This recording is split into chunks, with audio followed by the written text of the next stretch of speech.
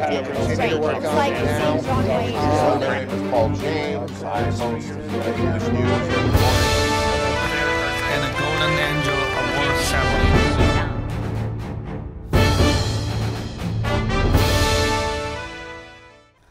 Hello, dear friends, my lovely audiences. Welcome to the East-West Show.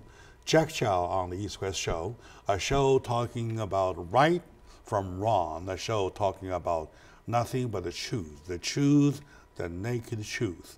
That is exclusively sponsored by Wolfers, the Belgian royal family designated brand of jewelries with 400 years of glorious history and hand-forged by 10 generations of the master craftsman.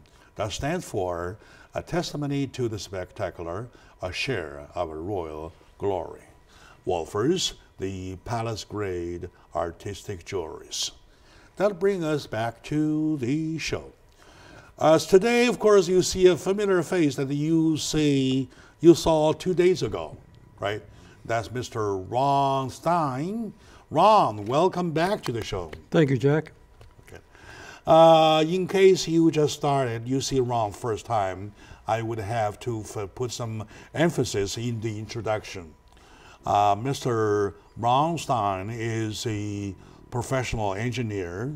He's in the service for creating the professional people for the opens, for the business, for the necessary jobs. In doing so for so many years, he put together so much a rich knowledge that he went into the research of the new energy, the green energy, Green New Deal, call it, right? Well, with that, he has done something great that caught my attention. 2 days ago, I had him here for the first time, and we did an overall touch base for the rough picture. And over this weekend, I did a thorough study with this article that he wrote. And I'm so glad today we have him back again. Once again, welcome back. Thank you. And to make it fair to my audience about yourself, especially to those who just see you for the first time though, can you please give us a little background about yourself and your organization of energy and infrastructure, please? Well, I founded PTS Advance in 1995, and my whole career has been in engineering. I've been involved in building infrastructure around the world, and in '95 we started a staffing firm to provide staffing to the energy and infrastructure industries, and we have been doing that for going on 25 years. And in the last several years, I've taken on the job of providing articles, trying to provide energy education to the public, because the public is not that well educated. And if you talk energy, it gets pretty technical very quickly. And so we're trying to provide the energy literacy in layman's terms to the general public, so they don't get confused by the political rhetoric that we always hear on radio and TV. And it's I've had about 70 articles published nationwide, and in the process of writing a book on energy made easy, again for the layman term. In all those articles, including this one, together, what are you pushing? Energy literacy. Energy literacy. The world is going around. We've come a long way from the horse and buggy days, and to have people have a better understanding of the different infrastructures that make this world go around and make our economies grow and thrive. And it's like I say, we've come a long way from the undeveloped country we were to the developed country we are. And there's many countries, China, India, Africa, that have a lot of undeveloped people, and they're starting to come and join the developed society. And I just need to let the developed people know a little bit more about energy, so they're a little bit more literate and don't get confused by the Green New Deal. and all its hyper. All right. I owe my audience a little explanation that for many, many years, especially the past 10 years, in a very compact way, we hear the term the Green New Deal so often, so constantly, that we get used to it. We're so used to it, we do not even turn back to look into it, to ask questions. So today, we want to slow down a little bit. We want to slow down, we want to stretch out to see where exactly the whole thing, if there is a controversy, if there is a conflict, we will find out where the controversy, where the conflict started, right? So let me explain the overall picture. Correct me if I'm wrong or stop me anytime in case I'm wrong. Okay. Right? Now, into the 20th century, people started to more realize that we are destroying our environment by using the fossil fuel. And fossil fuel include coal, natural gas, and petroleum. And this is condition number one. Well, that's an observation that we're destroying the world. Okay. Now, this is question number one, right? Question number two, with the scale of industrialization nowadays, we have a problem implementing the plan that we have. And this is where the conflict starts. Am I right? Well, you have to understand, there's talk that using fossil fuels is increasing temperature of the Earth. But if you take a look at the Earth's history, we've gone through 5 ice ages.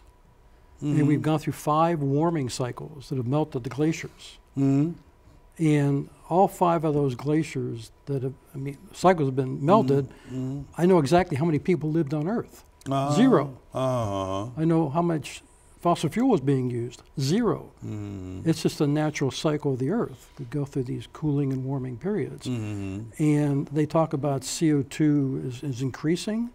Today, CO2 is 10% of what it was millions of years ago. We're around to 400 parts per million today. 600 million years ago was 4,000 parts per million. And there was nobody on Earth at that time.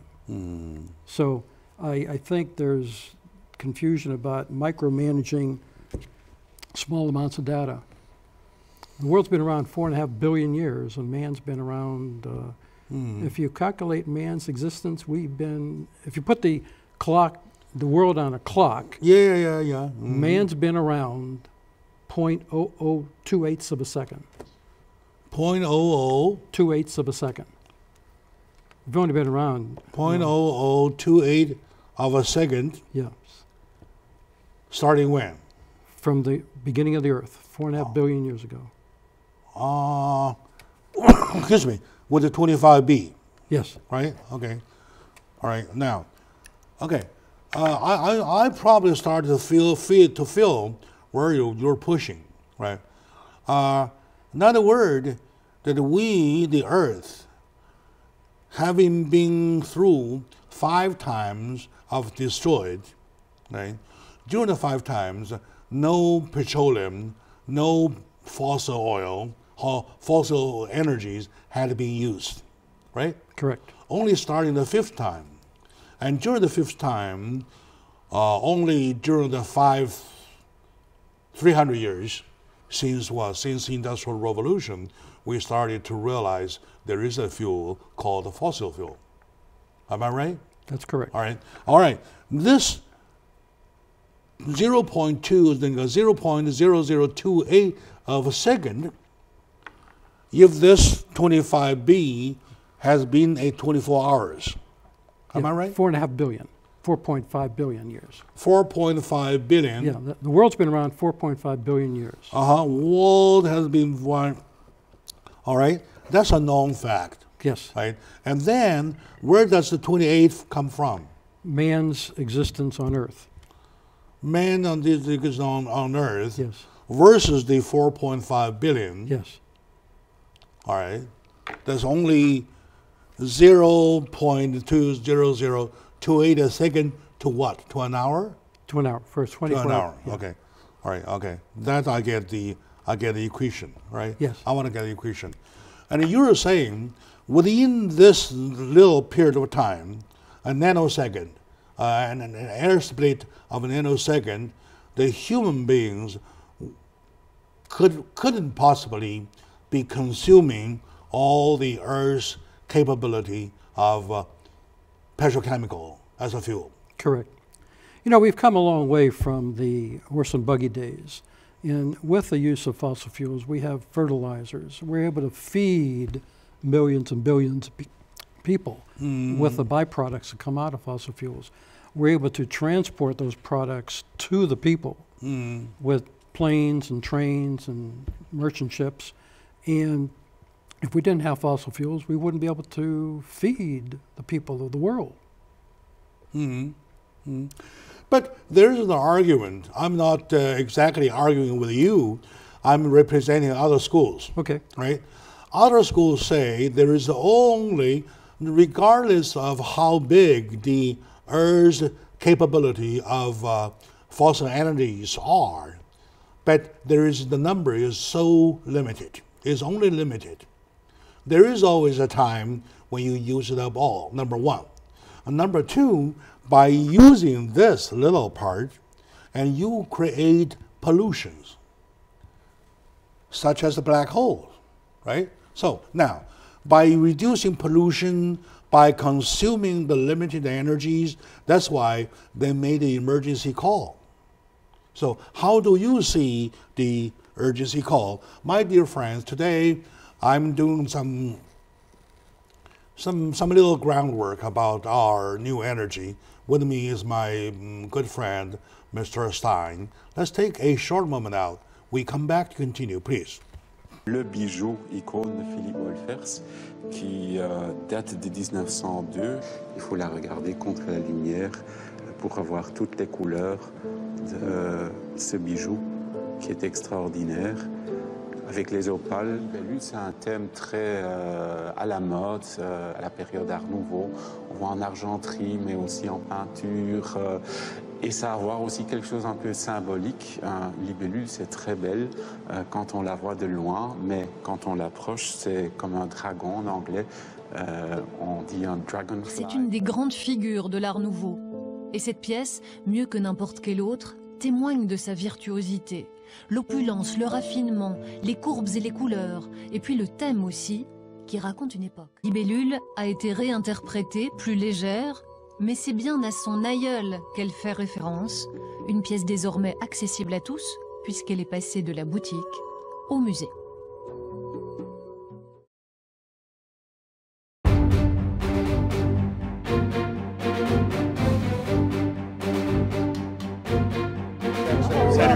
Everything expected and straight. It's like seeing Broadway. My name is Paul James. I host English News Report. And a Golden Angel Award ceremony.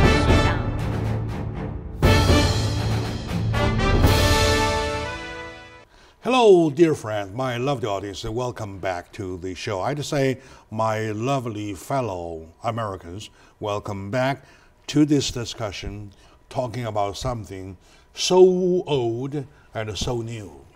When I say something old and new subject or new old subject, I really want not a paradox. I want to take just to make something understood by people. Okay, now, basically, there's a call for Green New Deal, the Green New Energy, the green energy, and of course, well, it's getting louder and louder and louder.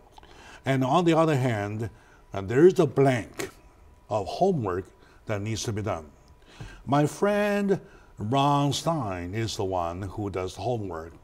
With the homework, the more he does with the homework, he finds it more difficult to actually implement the plan, right? Correct. So now go back to you, please. The Green New Deal sounds like a great idea, that we're going to basically provide electricity to service the world, and we're going to breathe clean air and not have any emissions. The problem is the Green New Deal talks about electricity, electricity, electricity. The world does not run on just electricity. It runs on energy derived from the fossil fuels. The airlines cannot run on electricity. The merchant ships cannot run on electricity. The fertilizers that are made with oil byproducts cannot be made with electricity. The thousands of products, your iPhone, your iPad, cars, are made with products that come from oil, manufactured from oil. Those products will not come out of a solar panel. They will not come out of a wind farm. In fact, the wind farm industry and the solar panel industry. All right. Very good. Those components are made with fossil fuels. That's a very good point. Let's take it point by point. Let's peel down in layer by layer. Okay. And this layer means that when you talk about energy, you are not talking about electricity only, right? Correct. Because energy is only a term to define where you get the force, the physical force pushing from, right? Correct. And it doesn't include material part. Material part, you need a fertilizer. You need a case for your cell phone. Correct. And you need something to make this pen with. Right. Where does the material come from? The material doesn't come from electricity. Nope. Electricity may be used in the process of making this, but electricity does not replace the material needed for the modern world. Am I right? You're correct. Where I go back, please. Because for the Green New Deal to work, we would basically go back to the horse and buggy days, when we had no airlines, before the airline was invented, before the automobile was invented. And those times were hard. They were dirty, they're hard. People very seldom live beyond 40 years old. And without the energy that's derived from fossil fuels, there would be no commerce. You need transportation to have commerce. Without transportation, you have no commerce. And transportation is not supported by electricity alone. It can turn on the lights. If you're flying in an airplane, it can turn on your lights. Or you can activate your phone with the electricity from the battery. But it's not going to put that plane in the air. It's not going to keep the plane in the air. And so we're able to, like you say, we're able to, you know, transportation is the key. And without transportation, you have no commerce.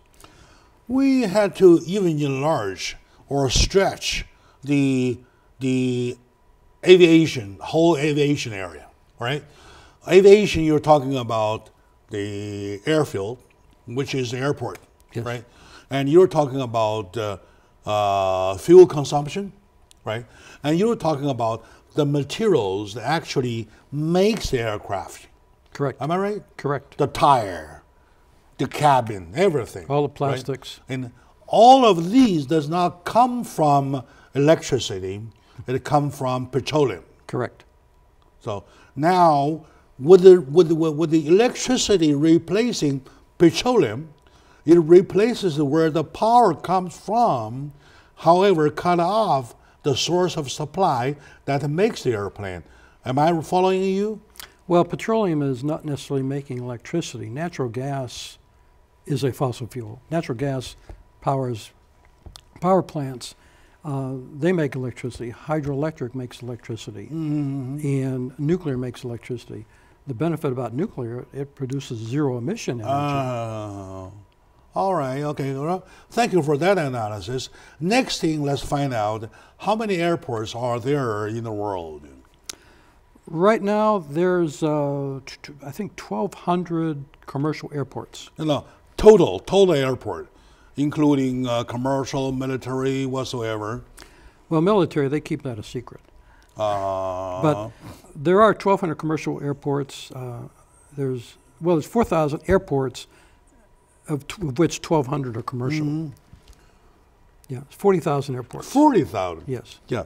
This study says 40,000 airports, out of which 1,200 are commercial airports. Like Los Angeles International. Like Los Angeles, right? Okay, now how many airplanes in the air? Today, there's about 39,000 planes in the world, and by 2037, they're looking at about 63,000 planes. Right Adding now, another 30,000. another 23,000 more planes, about 50% more airplanes. Okay. Because right now, the airlines are accommodating 4 billion passengers a year, going back and forth to Paris and London, and it's flying everywhere, vacations, and the passenger projection with all those planes increasing, the number of planes increasing, by 2036, passenger projections is going to be excess of 7 billion. We're at 4 billion now. It'll be 7 billion flying all over the world. So And they're not going to fly on electricity. on a day-to-day consumption basis of gasoline, though, how big a number we're talking about? Today, the aviation fuel consumption is 225 million gallons a day. Okay. 2 days ago, we touched that number, Yes. 225. When that number was touched, though, I wasn't seeing a picture in my mind at the very minute, right? Now, when I revisit the number, though, I start to see 225 million times 365. Yes, So that number is going to be astronomical, huge. right? And All it's right. going up. No matter how strong a call is to go green, if we did go green, where would this gasoline come from? It wouldn't. To get rid of fossil fuels, you would get rid of the military, you would get rid of the airlines, you would get rid of merchant ships, Yeah. get rid of fertilizers. Yeah, that's why. Let's slow down a little bit, like I said, a little bit by bit, right? We get rid of one business, one discussion, another business, another discussion. We'll find out if we can. Okay. That's the question, right? In other words, with the question of, say, and now where they are moving around, according to this study, there are 10 million people as passengers on a day-to-day basis. Every day. Every day. 10 million. That would mean 36, no. Well, for a year though, right? 3,600 million. 3,600 million per year of passengers around, right? If we did stop the aviation though, there's no movement at all. Correct. Nobody visits anybody, Correct. right? So, which is, as conclusion, is not practical. That's my All right. Now, conclusion. next question. Is there replacement for the gasoline, for the 225 million gallons of gasoline? Replacement? Not yet. Not yet. There's efforts to do that. I know when you take a look at the military, the cruise ships, the ships they have, the battleships, they have 140 of those ships powered by nuclear power plants. Okay. Let's move on to other area. Let's say cruise ships, Okay? right? And how many cruise ships, I mean the major cruise ships carriers, right, in the world? Right now there's about 300 cruise lines. About 300. Was there a total kind of consumption? Oh, here I have it. For 80 gallons. 80,000 gallons a day. Yeah, 80,000 gallons per day per liner. Per liner. And times 300, times 365 Yes. days. So those are how big the industry is. Right. Right. It's nice we go on vacation. These ships have, zip lines and water slides and all the amenities, but they're huge. It takes a lot of energy to move them. You're talking about a bridge, right? When you have a bridge, you have the extension of a bridge over here, and you have the extension of the bridge over the other end. Cruise line is only a middle section of it, so you have stretched it to where the stars, all the way, driving from my home, all the way to the dock, right? And then from the dock, you have to talk about another end, though. So this is even going to be bigger, okay? All right, my dear friends, let's take another break. When we come back with my friend Ron Stein, a researcher, of course, I call him a researcher now with respect. with those numbers which are talking now, we find it that we are talking about something. In old Chinese, we see learning a skill to kill a dragon. Now we're looking for a dragon to kill. Okay. Suppose we have the skill, right? You and I will have the skill. So where do we find the dragon? Okay. Let's take a moment. When we come back, we'll find out the dragon. Please.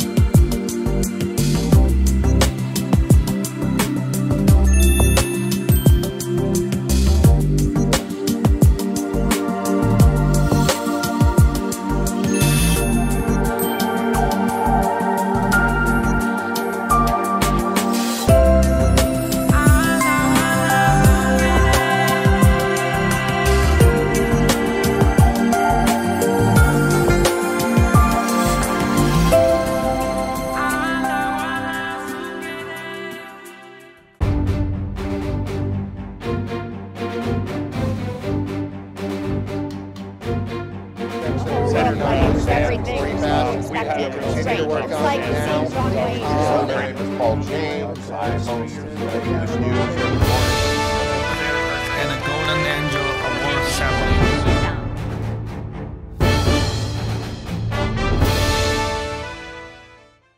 Hello, dear friends, my lovely audience, welcome back to the serious discussion. I'm getting serious, as you can see. With my friend Ron Stein, you cannot afford not to be serious because those numbers started talking. When those numbers are talking, you feel kind of chilled.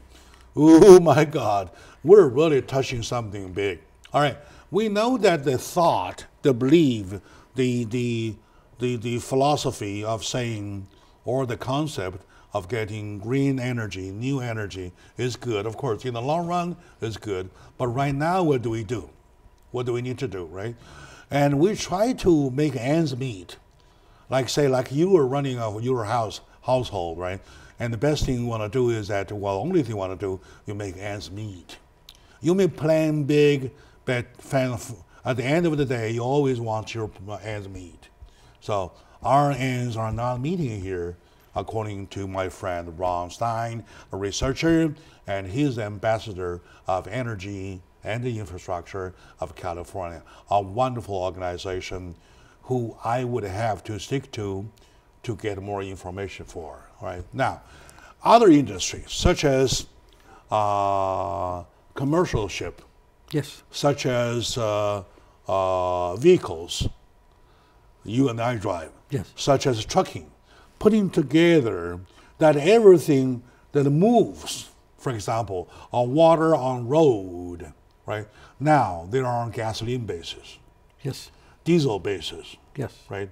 How big a percentage the other day you mentioned about the Tesla cars or electrical cars? Well, the Tesla, they run on batteries, lithium-ion batteries. The Tesla vehicle has a battery, it's about almost 1,200 pounds of lithium-ion The battery. lithium battery. Yes, The battery itself, that heavy? yes. 1,200 pounds? You got a small battery in your iPhone, but the battery in the Tesla is about 1,200 pounds. I see, I see. But In other words, about 20%, 20 to 25% of the weight of the car is the battery. all right. And at the end of the day, when the battery is to be dumped, though, you're dumping 1,200 pounds of waste, Of lithium chemical waste, lithium and cobalt. lithium waste. Yes. And today we haven't gotten a viable method to recycle it. So when those vehicles, if they have a 10-year life, when we dispose of the car, we dispose of the battery. We have no resolution about how we deal with the waste Not yet. yet, right? And I recall last time you mentioned about there are 5 to 7% of electrical cars going on the rolling on the road. Yes. Right. So with this 5 or 7 cars, we are facing a problem of batteries to dump. Well, just take a look at California. California, Governor Brown, before he left office, he wants 5 million EVs on the road by 2030. Now, we'll round it off to 1,000 pounds of battery. If you have 5 million EVs on the road at 1,000 pounds each, you can have 5 billion pounds of lithium-ion batteries on the road. And then in 10 years, when you have to dispose of that, where and how do you dispose of it? We don't know yet. All right, okay. Anyway. That's just California. Yeah. In other words, one the problem is there though, the way to resolve the problem creates a problem which is bigger than the original. Correct. And it goes on and on and on and on in the rotation, in a cycle. Yes. Am I right? It's the unintended consequences. Sounds like a great idea, but when you look at it in depth, it's scary. It is scary. Yes. All right, good. And now, with the commercial ships, there are 60,000 of them. Yes. Major ones I'm talking about. Right. And with the trucking, there are 15 million of them. Correct. All right. And with the day-to-day vehicles, we have 1.2 billion In the world. on the road. In the world, yes. In the world, right? So all these numbers, of engines, right? Yes. You can, number one, we always want to come back with the word electricity, right? And we can't find the word electricity may take care of this many engines. No. Right? The viability, where they go, merchant ships, they're in the open ocean.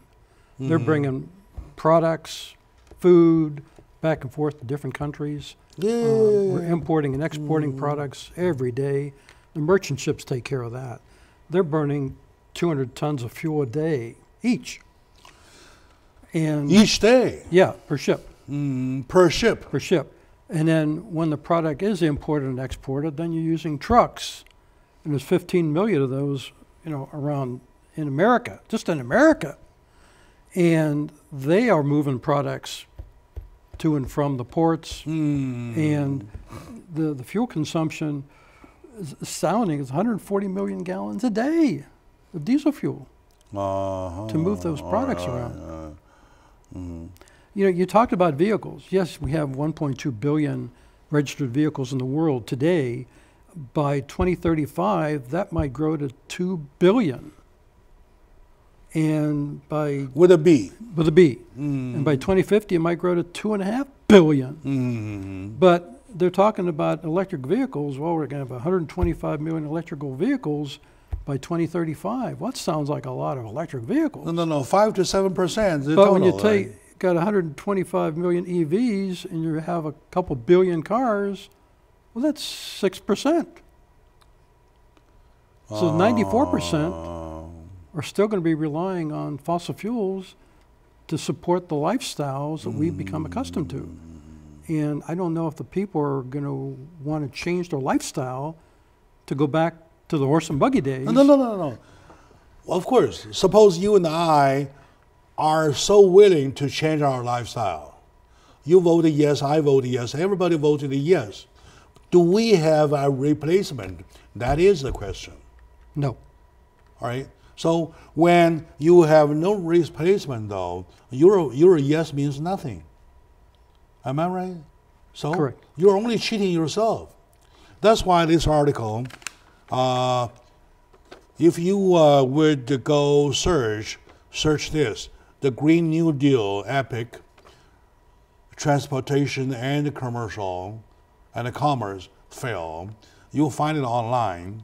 And this article is composed by Mr. Ron Stein, which is the one that I'm so convinced of. I was seeing this epic all my life about this green energy, right? without seeing these obstacles, right? Now that with the obstacles going, laid in front of me, in my eyes, I'm not saying that I give up. I started to feel bad. I started to see no future. So like this altogether, 2.5 billion cars. Each car has one energy, has one engine. So Jack, go back to the early 1900s when they first discovered oil and they started refining it. There was black smoke everywhere. Well, once you have an economy, you can finance all the retrofits. Today's refineries that manufacture the fuels and all the chemicals that provide all the products are extremely clean. Their emissions are way down. And when you see smoke coming out of a refinery, it's usually vapor, it's water, it's not smoke. Especially our summer blend. Yes. By which we pay about 15 or 17 cents more. Yes. Right? So, okay, now, we are doing okay. We're doing so far, so good, but this is too far away from handling this 1.2 million now cars on the road. Right. No, 1.2 billion cars on the road. Correct. So, and yet, of course, we all agree, okay, let's go green, let's go green. We do not have the capital to going green because we're lacking a replacement. Well, in addition to that, Jack, we may not have enough lithium and cobalt in the world to support all the EVs that they want to build. I see. 1,200 pounds each. Well, the battery's 1,200 pounds. There's not that much weight of lithium and cobalt, but the battery's okay. All right. Okay. Now, all right. It looks to me that we have a tough job now on hand. So stay with us. We'll be right back, my dear friends.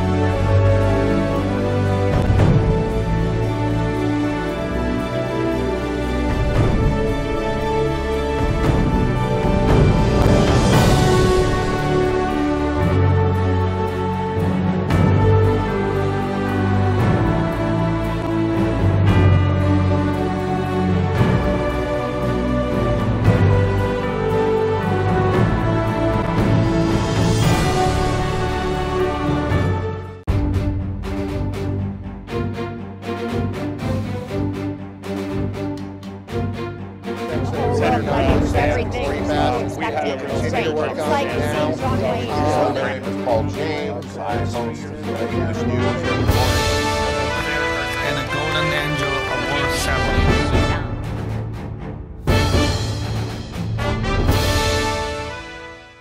Hello, dear friends, lovely audiences. Welcome back to the show. Every of my brothers, sisters, an area of the concerned Americans, welcome back to the talk about our energy. For the past 10 years, especially for the past 10, 5, 6 years, in condensed way, we hear about this Green New Deal, right? GND, Green New Deal, talking about green energy. If I'm going to translate it, I'll translate it into green new energy, something like that, right? Okay, now, well, it's good. The call is beautiful, and it sounds very beautiful. But the thing is that we really have a bigger problem than that we can handle. I used to be very optimistic about what we have achieved so far, until the moment I saw Mr. Ronstein, until I saw the article composed by Mr. Ronstein. And while he might be crying for wolves, but these are the true wolves. These are the true wolves, right? And with him, with the article, or you may go online, and I'll probably, by looking at the title today, you search online, you will find the article. Bit by bit, we come to a point that either we change our lifestyle or we find a replacement, right? So question number one, can we change our lifestyle? I'm asking you. We're constantly changing our lifestyles. If you go back to the horse and buggy days, we have better transportation. The transportation we had in the early 1900s was big fuel consumers, getting less than 10 miles to a gallon. Today's vehicles are much, much more efficient. Airlines, today's airlines are much, much more efficient. That's the good news. The bad news is there's more of them, so we're continuing to use more fuel. Yeah, Same thing with cars. We have better efficient vehicles, but we have many more vehicles that are using the fuel. Lifestyle, the working lifestyle with the internet, the working from home is becoming more prevalent, where you can, avoid driving to work if you can work from home. So the lifestyle changes are occurring. The main thing that we're trying to do is energy conservation and efficiency improvements. Everything we make, from air conditioners to cars and trucks, they're much more efficient today than they were in the past. And they'll be even more efficient in the future. And when you talk about conservation, if you don't have to do this, don't do it. I mean, that's part of a lifestyle change. But I think focusing what we have been doing for the last couple hundred years on improving efficiency of everything we use, increasing, the accommodating the stuff we use, because if we become more efficient, the oil that's in the ground obviously not going to last a billion years, but it will last a lot longer till we can develop what that alternative energy is. But the problem is that on the other hand, we know the efficiency, take car for example, is getting better and better and better. Instead of going for 10 miles, I'm doing 35 now. Yes. With my Buick cars, right? So, but the total number of cars are doubled, tripled, quadrupled. It goes on and on and on and on, even 10 times. Yes. Or even more than that time. Suppose we improve ourselves by 100%, that's only double the number. Now we triple far over to it. And then, now, do we still here at this time, at this stage, call on a lifestyle change? In other words, my question is that in between lifestyle change and replacement, where do we push? We'd rather do this, or we'd rather push for replacement? If yes, what? Which? I think you want to push for continued lifestyle changes, because it's just like when my son was in Boy Scouts. When you go camping and you make a mess, you clean it up before you leave the campsite. And it's the same type thing. Those are durable, very durable. Those we can do today. Small steps will lead to large steps. Yeah. We reduce the plastic bags. Exactly. We recycle plastic bottles. Correct. Those are things we can do. Yes. Right? Okay, now, like those, right, versus the picture ahead of us, we really kind of feel discouraged. That is the problem.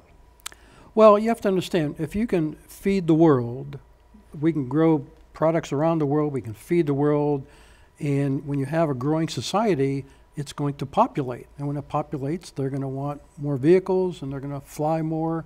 So it's, I guess, the unintended consequences of having a robust economy is you have people that want to do the lifestyle that we have. Your kids and your grandkids would like to do the same thing you're doing today. So in other words, hard to express. Only thing we can do is that we want to hold on to the lifestyle changing, right? Number two, we want to encourage our people, our elites, our smart people, smart brains, work on replacement. Before anything happens, though, we keep our fingers crossed. Let's say, let's do less contamination. Yes. Let's do less in destroying our world, right? Yes. So that has nothing to do with the nature of the call itself. Only the practicality causes us or call us or press us to do more as a conclusion. Am I right? You're right. The Green New Deal, as it's on the table right now, is talking about electricity is going to save the world. Electricity is not going to save the world because the world does not run on just electricity. As we can see now, well, there's no. Yes. There is none. And electricity can turn on lights, but it can't produce products to make any of the things in your office here. And it can't make a plane, it can't make a merchant ship, it can't make a battleship. And so it can, like I say, it can only turn on the lights. And then they're talking about electricity from wind and solar. Not only is it electricity only, it's intermittent electricity.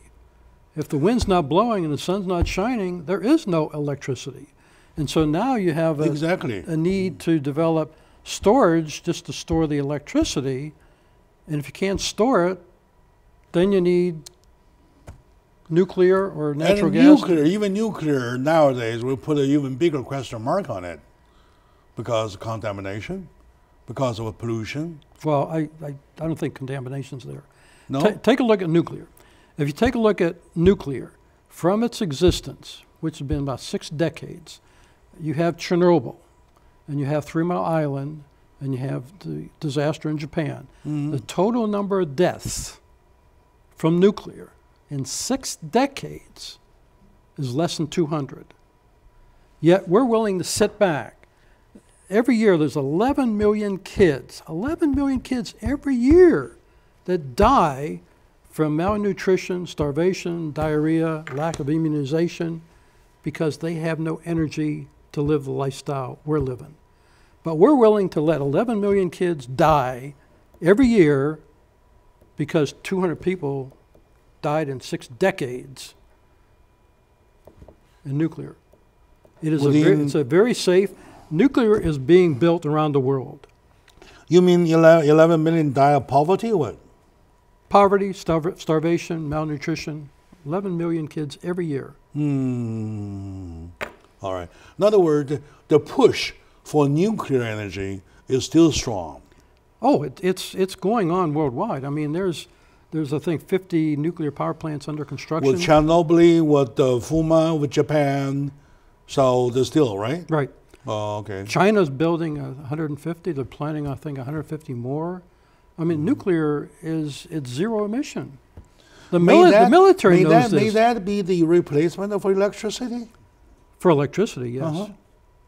For electricity, for the natural gas-based electricity, for coal-based electricity. Not only is it zero emission, it's condensed. You can get a lot of power in a small piece of land. All right, okay. Only California is. After all, it's not that bad. If we conclude it to this way, though, nuclear, well, probably is the solution. For electricity. Yeah, for electricity, right? And then we let the nuclear energy go for aviation, for maritime moving around, for trucking, for vehicles. For power generation. Okay, for power generation. Okay, very good. All right, my dear friends, we are all way over time, but it is still worth it. And I believe that's a big subject.